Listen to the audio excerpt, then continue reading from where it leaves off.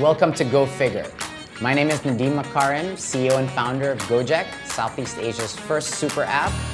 Gojek does ride-hailing, food delivery, payments, even on-demand massages. You name it, we do it. Go Figure is a podcast dedicated to expose the inner workings of ambitious tech companies in the emerging world. We like to talk about things we like and talk about things we don't like. There are a lot of myths out there that we want to dispel, so keeping it real is kind of our mantra. Hope you enjoy it.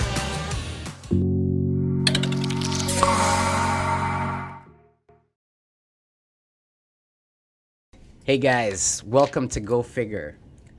Today we have a very, very special session. We have a very special episode because we've got my two former mentors, two entrepreneurs, two founders. We're all from Indonesia. We all met in Harvard Business School. Yep. And somewhere along the journey, we decided to merge all three of our companies together. And now we're all here. So I've got my friend Ryu here. Hey guys. What's up, Ryu? And Aldi Hey over guys. here. Just to give some context about where they are now in Gojek, and then I'll let them explain a little bit about their background. Aldi right now is the CEO of GoPay. And leads all of our payments and financial services arms. And Ryu is the head of all things merchants in our organization, dealing with our merchant super app. People tend to forget that Gojek is not just a consumer super app. We also have a small to medium business super app. And the platform here is run by Ryu. What's up, guys? How the hell did we get here? How did we get here? It's been a long journey, guys. 2012 was when it all started. Was that when we first met?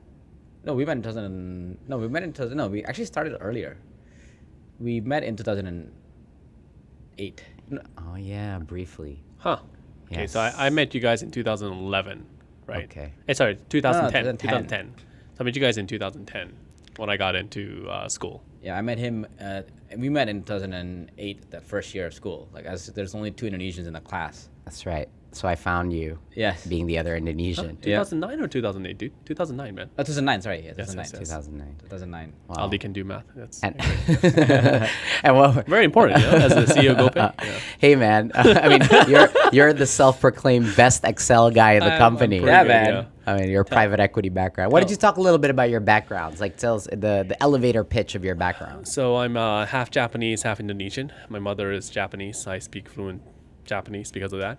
I grew up in Indonesia, went to GIS, and then went to school in the US, did banking, did private equity for a while.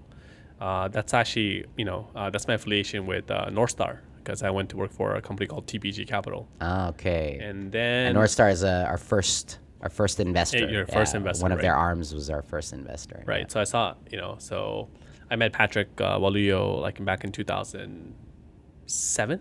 Yeah. So way back. And then I went to school, B school in the US, HBS. And then while at HBS, I started my company, Midtrans, and here I am. And just to explain what Midtrans was, what's Midtrans? So Midtrans was an online payments company. So think of us as like the Braintree, Stripe, ADN of Indonesia. We helped a bunch of companies, e-commerce companies, accept payments online. I think today we are one of the largest players in the market. Roughly about 70% of all e-commerce companies in Indonesia work with us one way or another, either as their main gateway or as their backup gateway. And now it's the engine that is fueling the payment gateway that is GoPay, which is allowing all kinds of payment options to come in, right? Not just the GoPay wallet, and a bunch of different merchants online and offline, all flowing through your engine today. That's right. So think of basically what we brought to the overall Gojek ecosystem was an acquiring system, because a merchant is very different from a Gojek user or a Gojek driver. A Gojek driver or a Gojek user is one individual. A merchant is an entity. And within an entity, there's multiple users. And entities can be affiliated with other entities through brand hierarchies or whatnot. So basically, we're trying to bring all that to the GoPay ecosystem, to the Gojek ecosystem. And that's exactly what I kind of told you in the beginning. It's like, Ryu, when I was trying to coax you to come in and maybe consider joining forces, I was like, Ryu, we are in our blood a B2C business. We really, we know the consumer very well. That's all in our in our blood, but we are very poor at understanding businesses. Right. We're nowhere near as good as you, and that was part of my charm to get you to convince, Yeah, you did a lot of different things, man. roll Some up. things, yeah. Some things work, some things didn't. Something that, yeah. Coercion, Coercion. Oh my God, let's not talk Pressure. about that. What is this? Let's not be too authentic. That's like, okay, Aldi, tell us a little bit about your background, man. So Indonesian, grew up just outside of Jakarta, went to school in Purdue studying computer engineering, left that, worked for EY for a bit, then really started my career in financial services with Kiva. Like it was like a really small company, 6 people at the time. It was peer-to-peer lending. I was helping Kiva find partners in Southeast Asia. Did a bunch of motorcycle rides around Southeast Asia looking for microfinance banks. And then after that, needed money to get married, worked at BCG. And As we all must. yes, very practical reason. And then at BCG, I did a lot of projects on financial services again. And that's when I started my company, actually, right before business school, Mapan. And it was called Ruma at the time. And we were just helping small community influencers give access to services, like at the time, payments and top-ups to their local neighbors, right? And then basically ran out of money for that company and needed a place to find people who has money, and went to business school to hopefully raise money. So that was your big motivation there, was in order to raise money and team members for Mapan. Yeah, because I think at the time, I mean, there was no VC in Indonesia. You guys remember? It was really hard to raise money. I don't know anybody with a lot of investment capital, and so I thought that Harvard and business school was a place where you can get that, and it worked out actually. I remember this one moment where I saw you enter the social enterprise competition, Yeah. business competition, and you actually won it, right? I won that. Yeah, so that was like yeah. And I remembered being green with jealousy at how the other Indonesian of our grade won the social enterprise award, and I didn't even have a startup.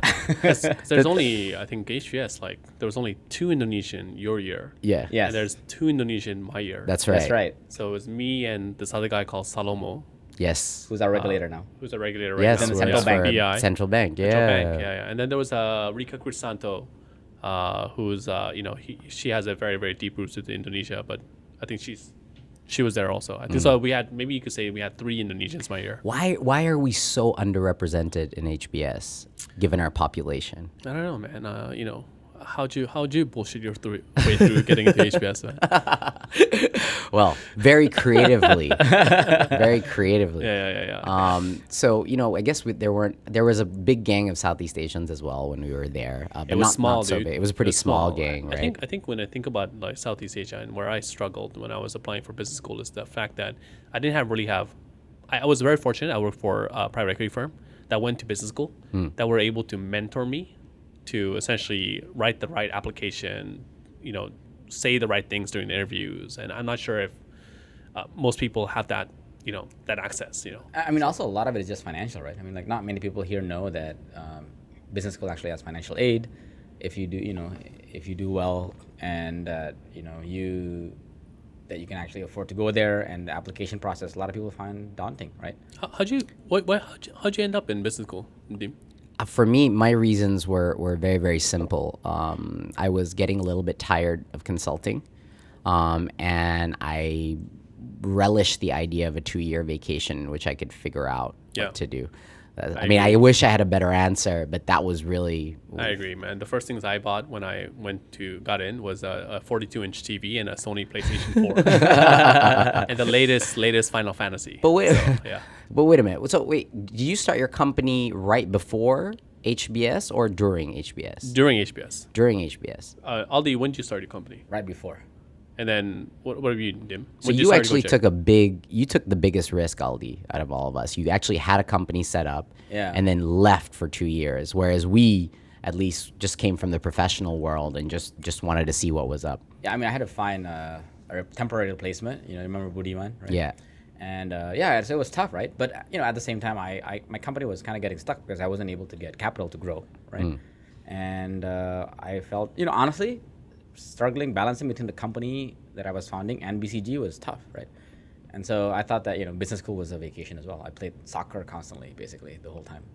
And so, like, how do we feel about our experience in business school? Like, a lot of people always ask me, like, how pivotal was it in your entrepreneurship journey? And honestly, I think the question, the answer to that is, for me, always slightly 50-50, right? There are elements in it that I felt were helpful and some that I think played no part in my entrepreneurial journey. But I don't know if you guys felt differently. Was it transformative for you? And what was useful about it for you? I think what was useful was seeing you guys in action, start stuff. I think seeing you guys and a bunch of my other friends, like, doing pitchathons, doing fundraising for a bunch of different not tech and non-tech startups, and there was this inherent FOMO, I think, building in me, in terms like, yo, if they can do it, so can I, right? I can do this. I'm another student. I'm just another HBSer here. I believe I can do this. So that motivation definitely spurred me forward. Whether or not the classes or the curriculum actually helped me become a better founder is a question mark. I don't know. I'm still 50-50 on that. I agree. I think, seeing other people create companies, it makes you think that you could do it also, right? So I Yes. think that environment and that friends is actually, I think, what I think was really transformative for me in HBS. Yeah. Right. It was those side discussions. Yeah, and the it side was discussions. the lunches, the dinners, the going out and stuff like that. And you really, initially though, I have to admit, it was a little bit jarring. It felt like a little bit of a show-off contest. Oh, this is what I did before, and here's what I'm doing here. And a bunch of people there were a lot of braggers. I have to be honest there. It was a measuring contest at some point. It was a little bit. But over time, you found the authentic kind of people and the authentic crowds in the business school that were just out there to solve problems. And those I found to be the most productive and useful conversations. Yeah. I don't know. Did you have like a watershed moment, or like a particular inspiring moment or inspiring friend? No, not really. I think I was very lucky. I had a lot of great friends, but if you want to pinpoint to like one person, one group, I don't think I had that. Frankly speaking, talking about the value of business school to starting companies, had I taken a 2-year vacation, had I basically did met with a lot of people over that 2-year period, most probably I would have created a company also, right? It would be a different type of company. I don't know which one would have been more successful, but I would have created a company also. Why different? What was it about HBS that you think made you choose a payment gateway? I don't think, I don't know, right? I don't know if it's going to be different or not. But I know that basically, my years at HBS was transformative. It did help me. But I just don't know. I cannot compare it with a route that I did not take, right? So that's actually something that's not so clear to me, right? So a little bit more about my background. It's like my family owns they're in the business world also. They're entrepreneurs. So basically there's always a family pressure for me to start my own company also. Really? So that's always been to continue the legacy and be on your own feet, like stand on your own feet as well. Yeah. So basically that's why I would have created a company anyways, right? Interesting. Okay, interesting. So how did it help you? Yeah, you're right. I think I would say that it's the people that you meet, that you hang out with and actually build bonds with over time. But honestly, mine was pretty practical, right? I needed money. My company would have shut down if I didn't raise money. So probably the pivotal moment was winning that social enterprise competition. And then everybody knew who Aldi was after that. Well, then we found investors, right? We got Patrick to invest. We got From North Star. We got Gurmeen, and we also had the founder of eBay, Omidyar, invest, and that gave me some breathing room. And to be honest with you, I don't know if I would recommend starting a company while in business school, because it involved, especially in a different time zone, because it involved a lot of time that you had to spend. I think Ryu had the same experience. It's terrible. I would not recommend I would not recommend it, no. right? I would say that you should think about the idea and enjoy it, but I don't know if you should run it. But at that time, I had dependents, right? There was employees with 30 or 40 employees at the time. Yeah. There was all these communities that depended on us for income. So for me, it was a responsibility that I had to uphold. And I think that it did help in that way. It also got me access to a bunch of people that I met through these events and these networks, right? So not just the people in your classmates, but alumni and also just other startups and investors that were hanging out throughout that time period. And I think that it's nice to actually be surrounded by a bunch of people you can bounce ideas off. But to be honest with you, today, if you were to start a company, given the amount of venture capital that already exists in the region, right, and the amount of mentorship networks with like Endeavor and Sequoia and all these guys, I'm not sure if an MBA is as necessary as it was before. I think so too, and it always surprises me people who are in, say, like very established technology companies who are still considering an MBA, and I mentor a lot of young people who are very, very talented in their scope, but I always tell them, look, an MBA I think is a wonderful and great place for looking for new ideas, getting inspired by your peers more than anything else, and also building friendships for life, which I think for me was the most important part of business school. I built friendships for life. School period is like that for me, I feel. But if you're in tech, I feel like the 2 years opportunity cost of getting that much better at your craft within a technology firm is still of greater value on an objective basis. Now, having said that, being in Asia, I have to admit the pull or power of the brand of HBS was very, very powerful. It opened a lot of doors. Yeah, I could go into a meeting with any C-level and be credibly received. At least at the opening of that discussion. Not now, Still now?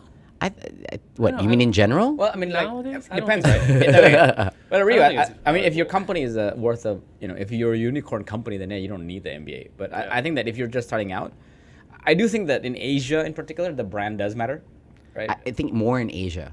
Yeah. More in Asia, Yeah, and for the I don't wrong know. reasons. Yeah. For the wrong reasons. I don't know, man. I feel like people that keep on relying on on that brand is most probably not doing the right things. I think you should be more independent. I agree, but if you have it, milk it all you want, right, to get what you want to achieve. And I think people do that. But I think a lot of young people are mistaking the desire for that brand with the actual impact it can have on your career in tech. I agree. This is the big mistake.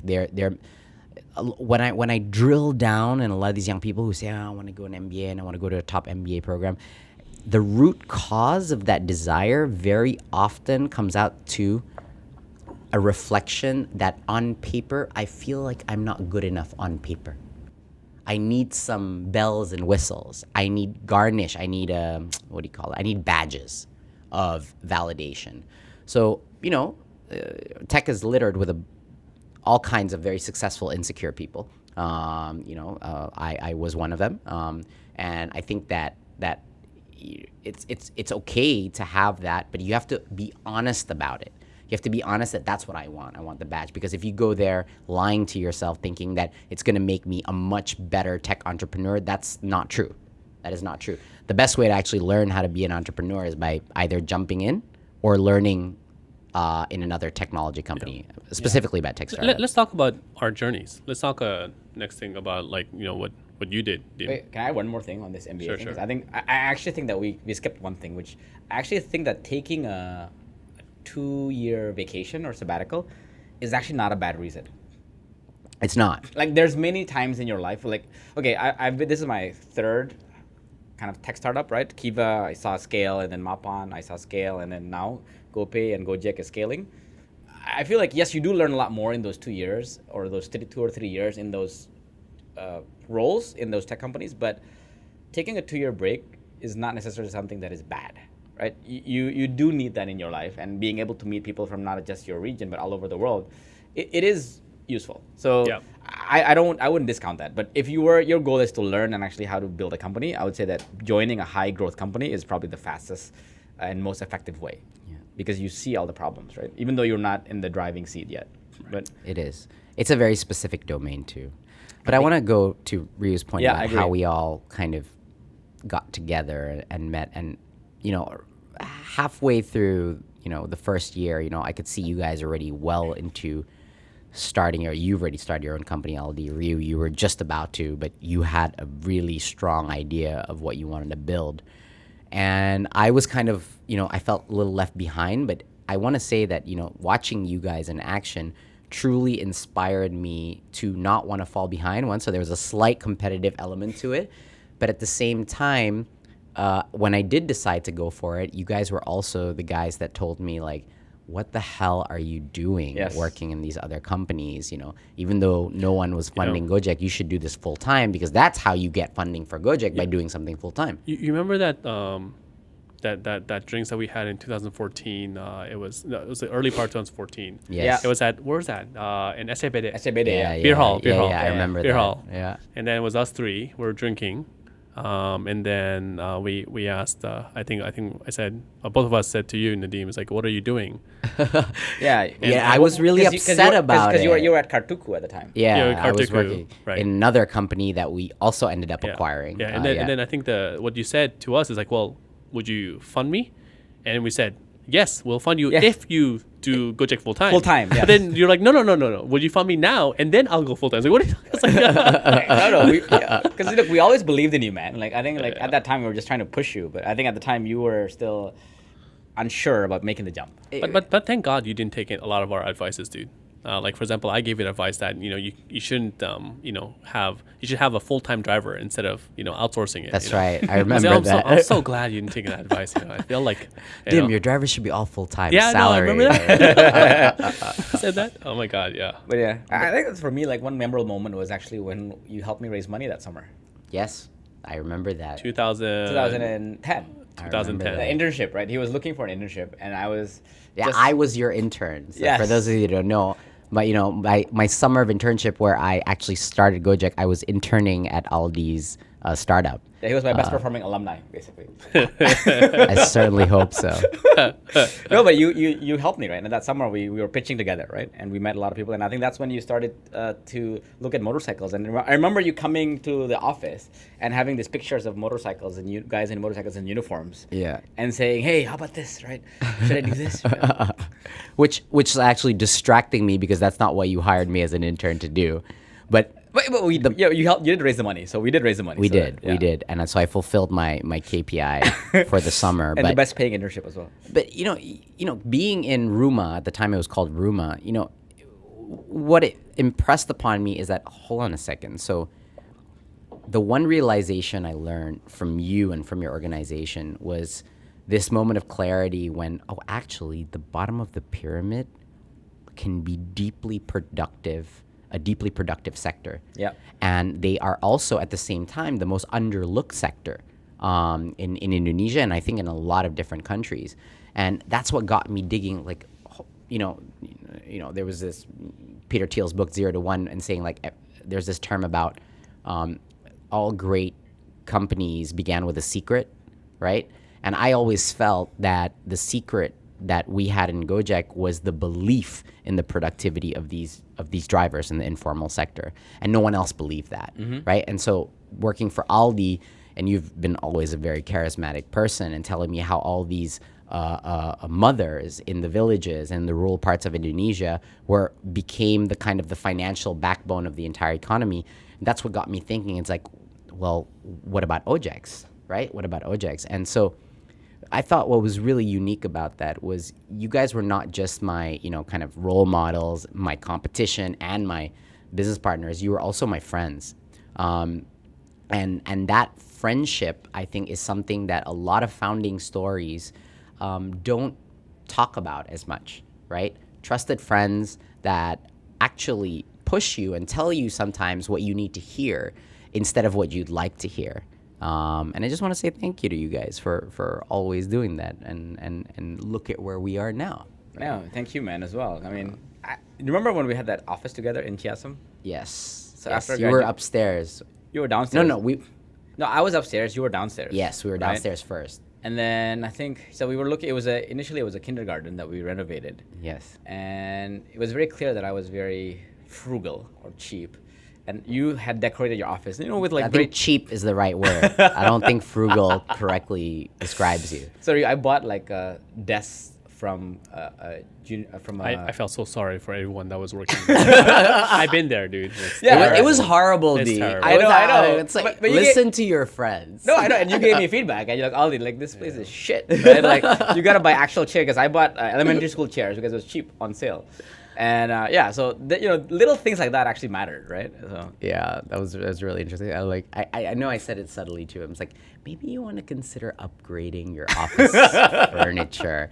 You've got some really great talent there. I think they deserve to be a little bit more comfortable. yeah, I mean, you have to remember that I came from a place where we were just struggling to meet, and then we just had capital, so it was a mind shift. Right? Yeah, we were both the kind of the social enterprise people, right? The founders back in the day. But Ryu's office was always shiny. Oh my god, Ryu's office was like always because he was all about merchants and B2B sales. It was decked out. It was like the middle of Sudirman. Yeah, coming into Ryu's office is like, oh man, I picked the wrong sector. Yeah, and the desk like I have standards, you know. No, it's okay. Now I think we learn. I think like that's what you taught us, Ryu, as well. It's like, okay, people need space. People need quiet time. To be productive, yeah. Yeah, I remember that. I got you to buy a Jabra. Yes, you know. That's right. So it's incredible how different we are in terms of personality and styles, and yet we're still able to collaborate, for the most part effectively, right? And still be, the greatest of friends.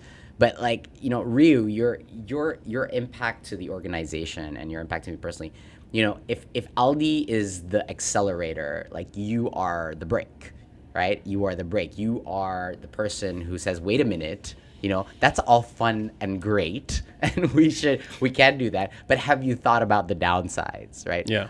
So what's it like being an entrepreneur, leading the show and having that very strong risk averseness? Has it been a strength? Has it been a weakness at all? What's that like? I think in the B2B space, I think it's a strength. Yeah. In the B2C space, I think it is a weakness, because I think in a consumer as well as businesses, they have different SLA standards. As a consumer company, if you make some mistake, you just say sorry, give them some vouchers, and tomorrow they'll forget. Are you trying to say something about Gojek? No, I'm talking about this generally. These are things Are you giving me feedback right now? Basically, as a B2B company, right? You make a mistake, right? Yeah. You go down for some time, and you say sorry, and it's not enough, right? They remember, right? Because it's their business. It impacts their well. business, right? Yeah. It impacts their as a business. If you're B2B, you serve a business. You don't serve an individual. You serve a collective member of a team, right? You serve, like, let's say 20-person team. You serve a 100-person team. When you deal with like the largest e-commerce in Indonesia, you serve like tens of thousands of people, right? That rely on you. So they don't forget. So in that sense, basically, because you have to have a high SLA standard, I think that risk averseness helps, because it allows you to retain these businesses to continue to work with you. So. And was that a tough transition process when, we all, by the way, for the audience that doesn't know, we all ended up merging our companies into a single one, right? So was that really difficult for you to come into a very high risk DNA of a company like Gojek? It was definitely difficult, right? Yeah. I learned a lot. I learned that basically areas where I didn't have to take risks. I mean, I was risk averse, that I learned that I could take risks, right? And I think that was some of the greatest things I think that I learned from joining Gojek. But at the same time, I thought that, sometimes you feel lonely because you're the only one saying, oh, this is bad, this is bad, this is bad, right? Let's slow down, when everyone else wants to kind of go and become a striker. Yeah. So you're the lone defender in the soccer match, because everyone else is a striker. Yeah, and everyone's moved up to score a goal. Exactly. You're the only one behind, right? And but it's okay. I think like using that example as in the soccer match, right, or a soccer team, a defender has a role, right? A goalkeeper has a role, right? I feel that in some ways I'm the goalkeeper of the overall, a merchant org, in the sense that I don't do much. People don't know what I'm doing, but I do contribute. Right. Wow. I think you're underplaying the value of the entire merchant ecosystem, which is in many ways the future of the entire business. You're holding us, you're keeping us afloat, man. Yeah. It's like no joke. Yeah. But I think that, this thing about the lonely defender, I really love this analogy, because at the same time it is lonely, and you're not alone though. There are other people who have natural inclination to be calculative and to assess risks. Just not us. But at our level, I think you are the bastion. You're the sweeper. Yes. If anything. But how then your role in our organization, especially with me, you become my go-to expert on all things like how can I be wrong on this? What could go wrong on this? Right? Which is also a incredibly important position to be in, an incredibly valuable part, because you're right. Everyone's trying to strike a goal, especially Aldi over there. Just constantly trying to score goals. Trying to strike a goal, right? Yeah. Trying to score goals all the time. Aldi's actually a pretty good football player too. He used to score goals on me all the time in the HBS soccer pitches. But I think in overall Gojek, I have to agree with you in the sense that there are other defenders, other goalkeepers, right? I think Tom plays that role. Yeah. Shinto plays that role. Yeah. Nila, plays that role, right? Yes. We should have all the defenders on the next podcast. Oh yeah, that'd be awesome. The defenders, right? Yes, the the people guardians. that are a little bit more paranoid, right? So I, but yes, I think we have to become like the brakes to everything going on in Gojek, because we need to make sure that the platform and our company grows, Yes. right? To Yeah. grow, we need to defend. So Nadim, that's interesting, right? So he was the defender, but when you were trying to decide to move to Gojek, the defender was telling you to score. Yes. So that is true. what made that decision difficult? Because when Ryu was saying it, for me, it was like, oh, even Ryu was telling him Because to jump. Ryu is a do as I say, not as I do kind of guy. What do you know mean? I mean? Like, that's why he was just telling me to go do it. But then, he was like, yeah. Again, What changes in compelled the- you? What compelled you to give me that advice, like to gun for it? I thought that logistics. I mean, back then, the where I saw Gojek was as a logistics play, right? And that's how I think you thought initially on how to make money. Yeah. And we had a lot of discussions on the logistics side. So, even back then, I mean, logistics there's tremendous opportunities, and I still see tremendous opportunities for logistics. So that's what I saw, right? Again, that's my weakness. I don't see the B2C play. I did not see Go Food. I did not see Go Ride. I saw the B2B Go Send. I actually saw the opposite, which is interesting because I was in the same building, and you weren't there because you were like working in another building, right? So I would go to the call center and somebody would tell me all sorts of weird orders. Like somebody will bring their laptop or bring their dog food or actually take them get grocery shopping. Things that, because when you had a call center, you couldn't actually restrict what people ordered, right? And when I saw that, and I saw that we had this Gojek corner near our office, right? And the drivers were just constantly gone, and it annoyed me that I couldn't get them. Yeah. But at the same time, it was cool because you could see that it was picking up. And for me, I actually saw really, wow, there's a real consumer pull for this, and the drivers are actually doing really well and are able to do more things than I ever imagined. So that I thought was cool. And being there. Yeah, that's interesting. So basically, I think, the power of the Gojek platform is that it could be super useful for B2B. It's like there's tremendous opportunities in the B2C. So basically, it could be both. Yeah. And that's Yeah. why we were this size and we've been this successful, right? Yeah, and I actually met those drivers yesterday, by the way, the GSM drivers. They were the ones in the convoy. They were. Yeah, and the guy next to me was the guy that used to like be in this, we would wait for the bathrooms together. I still remember it was. Yeah, Mulyono's like first driver, Yeah. like ever, which I recruited myself. Yeah, for those of you that don't know, we just did our rebrand. Yes. This is our new logo symbol called Solve, right? Kind of looks like a Gojek driver from top. It's also part Yep. of a wheel. Pretty successful, but you're absolutely right. But how did this change how did working together and merging our companies, I mean, we went through so many challenges trying to merge the companies together. There were cultural shocks, there were all kind of organizational issues that we all faced. But how did it affect our relationship? How did you think it affected our friendship? I mean, Not much, Not right? much, yeah. Because I mean- basically when we got together, right? For example, me and Aldi, right? When we got together pretty often, right? Yeah, Before.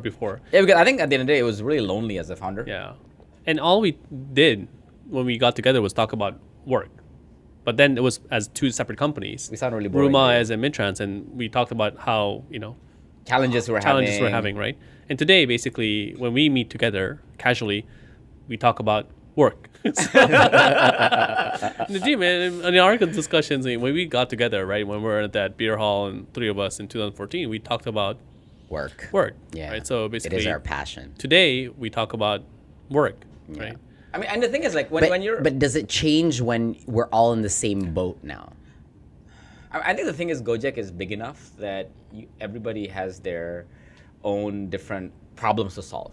And it was kind of similar to when we had different companies, right? When you were solving a completely different problem with the drivers, we were solving completely different problems with online merchants, but we all had similar problems with culture.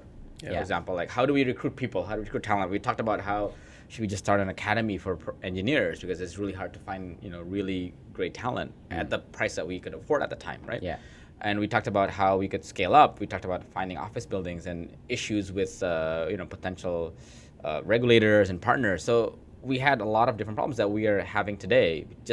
We just have a different platform that we're in it together. So I thought that was... And I think the other thing that changed, maybe if you're talking about change, is that we are willing to help each other more. Yes. Right. For example, before, because it was separate organizations, I would love to help out, right?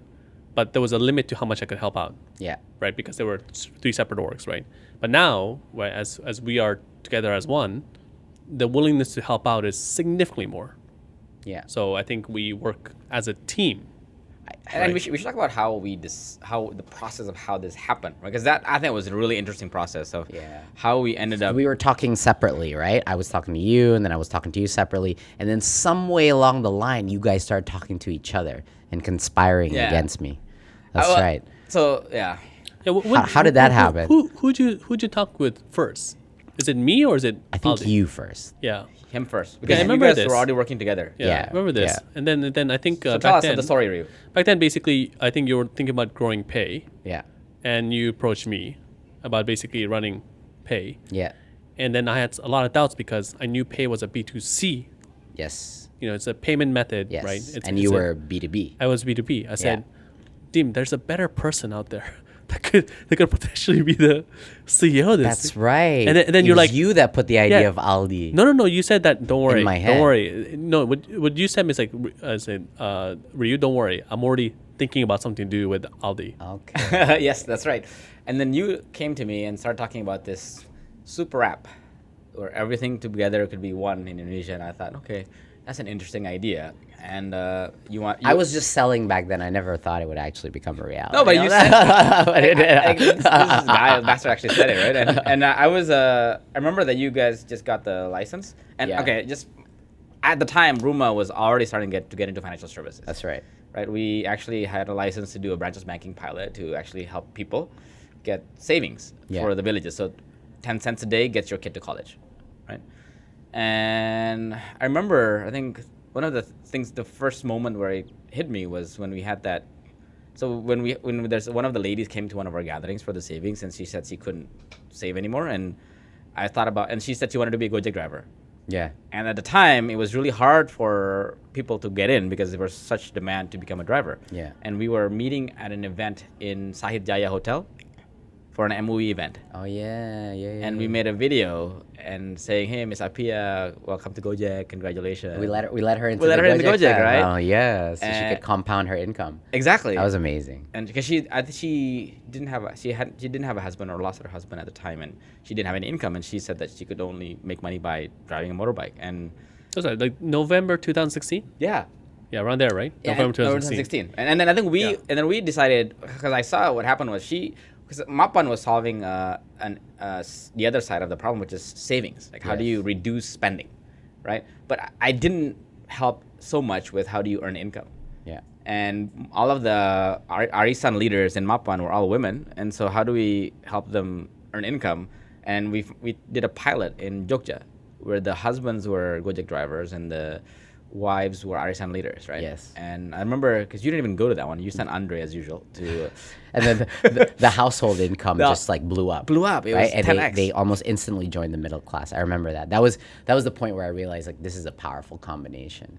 And I also remember, I want to say, very honestly and openly that, there was that moment where, given all of our aspirations, we were having honest discussions with each other about where we might bump into each other in the future. You guys remember this, right? Yeah. There were open and honest discussions, and I think this is a really important thing among founder to founder relationships. Like that openness and honesty about where our vision was and where we may clash and compete in the future led to the first discussions about, hey, what are we going to do? We're all friends.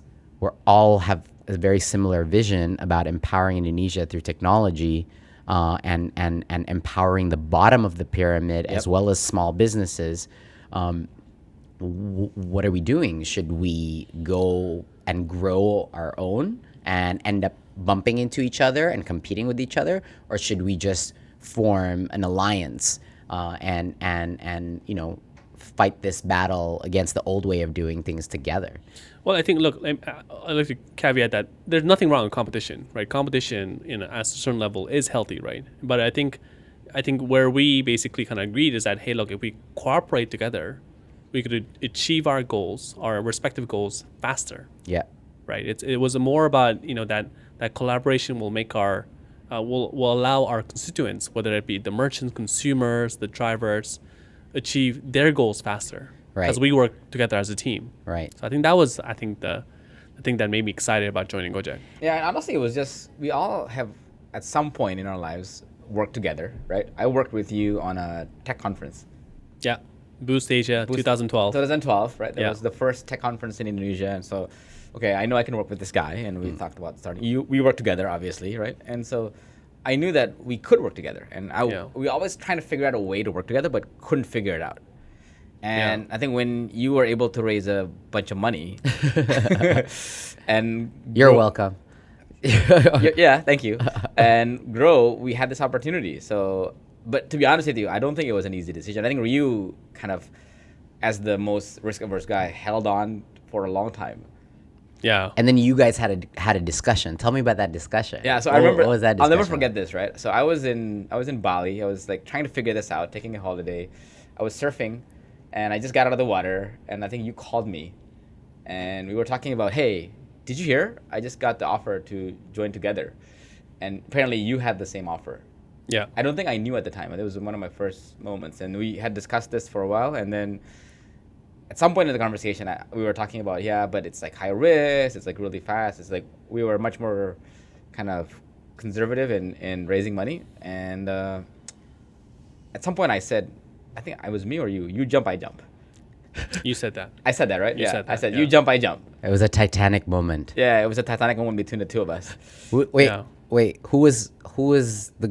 Who said it to who? You said it to Aldi. No, I No, think, Ali said it to me. Aldi said, "You jump, I jump." Yeah, I I think think so. Wow. Yeah, I think so. I think, hey, Ryu, look, man, if we're gonna do this, because it was about payments, right? And Yeah. we both actually came from different sides of payments. Yeah. Like Ryu really understood the merchant side and how to make sure that businesses that are served are really taken care of, and I was about the consumer side. I've been doing the same kind of base of the pyramid financing for a while, and I didn't think I could do it with without Ryu. So I thought, okay, if we're gonna do this, at least if we're gonna be able to convince Nadim, there needs to be two of us.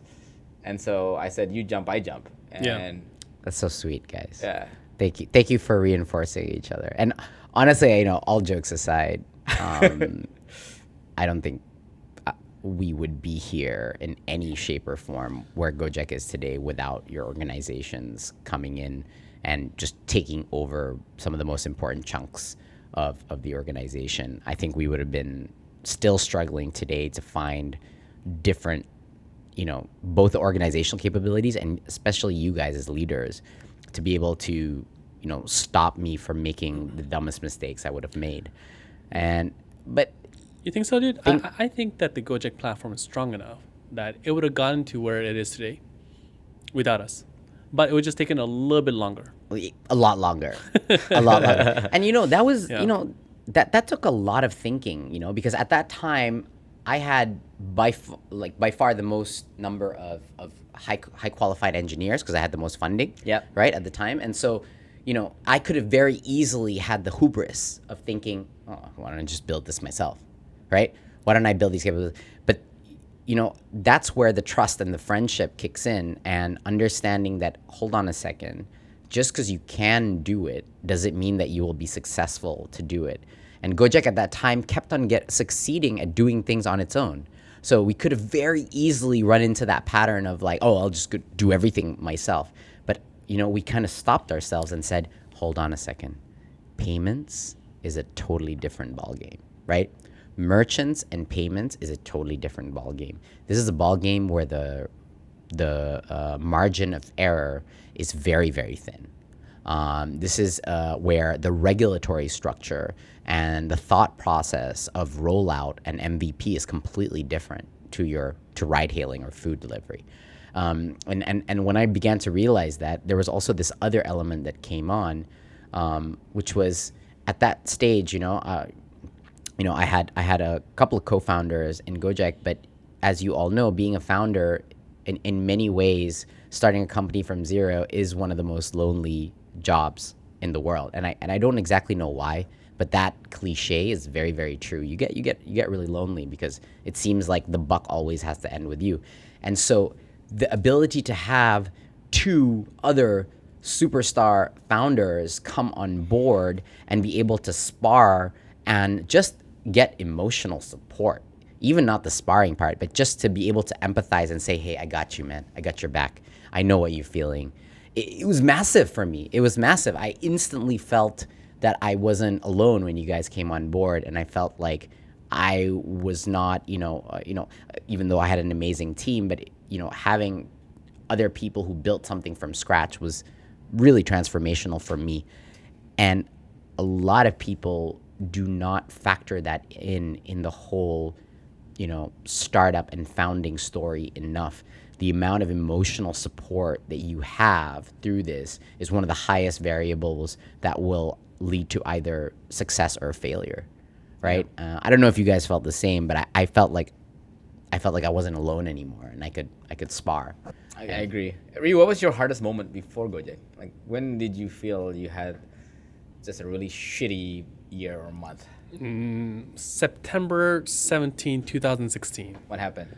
I went down for 24 hours. I remember that. I remember we immediately met after that, actually. Yeah, that was the worst day of my life. Yeah, that was very difficult. Even now, when you talk about it, I could see your face changing. It reminds me, but I thought that I was going to go bankrupt. As a gateway, as a payment gateway, you just cannot go down, right? You have to have high SLAs, and that's when I remembered that. I think I was building too many new features. I was not focusing enough on reliability. That thing really changed the way I looked. And I remember that day because the day after, I was at home and I was discussing with my dad, and as my father is one of the biggest investor in Midtrans, and I said, Dad, I'm really, really sorry, but I might go down. And he was like, Ryu, do you have money to pay your employee's salary this month? And I said, yes, I do. What about next month? I do. Thank you so much. It's because of your funding. And then he said, what about the next one after that? And it's like, I do. Dad, what's your point? And he said, he said very, very correctly that, look, there's only two ways you could go bankrupt. You either run out of money or you stop trying. So as long as you have money and you don't stop trying, you keep on going at it, you would stay alive. Yeah, but you were paranoid. I think I remember when you were talking to me after that, you were paranoid about how your partners would feel. You were just talking about, and you weren't sure whether you could ever earn their trust again. But exactly. So that was your concern, right? That was my concern. That's why, that's why basically, I thought I was going to go bankrupt. But what my dad said is that essentially, if you stop trying, they will not believe you anymore, right? So I think, I tried harder. I tried harder when went on. So yeah, and every one of us has those moments. Yeah, so I think I like your point about having other founders mentor you or not. Because in my case, other than you and Aldi, my dad was a mentor, right? And he's been through the '98 financial crisis. He's been gone through a lot. So having that network of mentors, that's gone through starting companies, whatnot, is highly valuable. It is. Right? Yeah. And I really, it kind of, I get this question every time I go on a speaking event and stuff. And young kids always ask me this question, like, who's your role model? Who's your role model? And they're expecting, answers like Elon Musk and stuff, of which I am a huge fan and stuff like that. But honestly, who are your mentors and role models? Like, it's really hard for someone to become a proper role model if they're not your actual mentor. And it's really hard for someone to be your mentor if you are not actually interacting with them on a frequent enough basis with which to capture those pearls of insight and wisdom. So I always say, and I suspect people think I'm being like just politically correct and trying to give props to my team, but I consistently say that my mentors are my team members, and I really, really do mean that.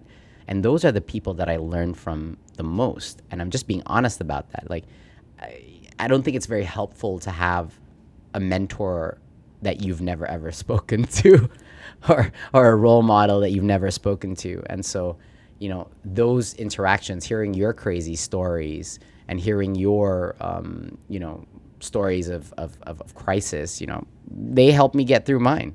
For me, that day was doomsday in, I think, around 2016. Was when we got shut down. Yeah, I remember. Gojek got shut down by the Ministry of Transportation. Yes. It made it illegal at that time, and it got overturned in 24 hours by the president. That was amazing. That was amazing. But it was like the worst and best day of my life, all in 24 hours. And I thought, that's it. It was gone.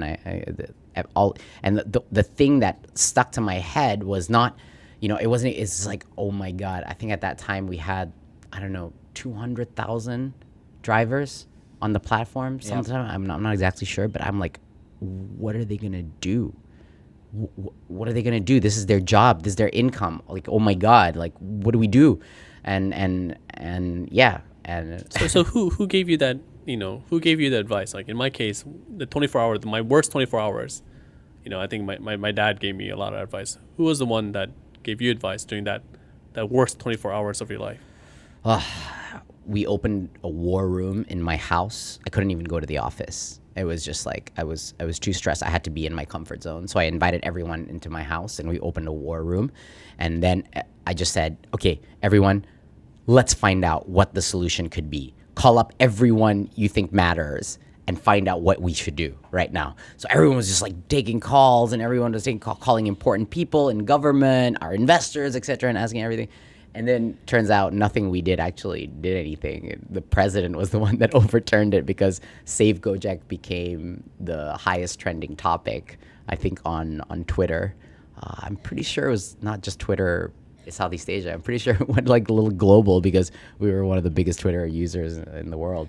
And serendipitously, just like that, we were recovered. Yeah. But if you stop trying, like, people tend to forget about that. Startups fail. I mean, we learned this in HBS, remember? Like 2/3 of startups fail. The reason is because of the founders decided to bail, right? And decided this is not working out. So stop trying, right? Stop trying. Yeah. I mean, I think if you think it's not about money. It's about stop trying. Stop trying. Even more so than money is the stop trying, because if you keep trying, even money can be solved. Right. Yeah. Eventually. I think you guys had a more shorter downtime. For me, the hardest moment was 2013 when we were just doing a pilot for branchless banking, the savings product, where we were partnering with a bank to offer this educational savings, and it was working, right? We actually had tens of thousands of people saving up for the first time in their life because they never had access to financial services before. They were saving up for their kids' education, for college. And I remember I was in the middle of a training where I had used all the money I had to get all my salespeople from all over to Bogor, in Kebun Raya Bogor, and to explain how we were going to go nationwide. I just signed a Series B term sheet and we were about to scale nationwide, and I got a phone call from the head office saying that I got a letter that because it was December and my license for a pilot ended in December, I just assumed because we were doing so well we would get extended. We didn't. They said, hey, you gotta close down and return all the savings, My God. and money. So my business model went from getting ready to scale nationwide to not having anything. Yeah, and I think you That's never gave crazy. up, dude. I mean, because the crazy thing about Aldi is that every time I talk to him, like his business model or the way that he explains his business changes. I never gave up. I think you had the record for most number of pivots. I did. I did. But you never gave up, Because right? I kept failing, and I was like, oh my God, I never got gave shut up. down. Because I had Yeah. one that was working, and it was just got shut down, right? Yeah. And that's when I got I spent like months, unlike you guys, I actually had to spend 2 or 3 months trying to figure out what to do. Thank God my investor was okay giving me time, and he said, look, don't worry about it, you'll figure something out. So as I was returning these money to these women, they all asked me, hey, why aren't you, what happened? Why did you stop this? But then one of the ladies actually gave me the idea to start the Arisan. She said that, hey, why don't you help us find goods? Because when we save money, we save it to buy something anyways.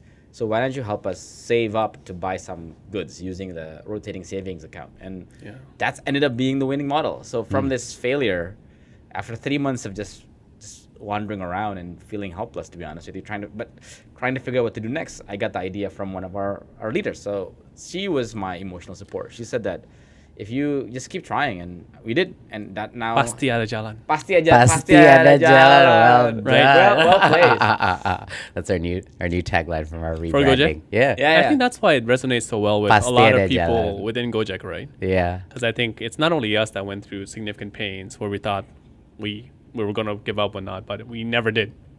But I mean, yeah, Just so that the audience knows what if in case you don't speak Indonesian, pasti ada jalan means there's always a way. There's always a way. And that's the Oh my tagline God, for the that's new perfect. Gojek. I didn't realize that. Yeah, the There's- rebranding. there's That a is their new tagline. It is our tagline. Because that's who we are. Yes. And that's it. Wow, what an amazing place to stop the discussion. So for those of you going through dark times as a founder or part of a team, etc., rest assured there will always be a way. Yeah. Yeah. Thanks, guys, for being on the podcast. Thank you so much. Thank you so Hope much. to have you guys here soon. Okay. All Bye. right. Bye. Bye. Hey guys, hope you enjoyed the podcast. If you liked it, please hit like, subscribe, and follow us on social media. Thanks so much for tuning in.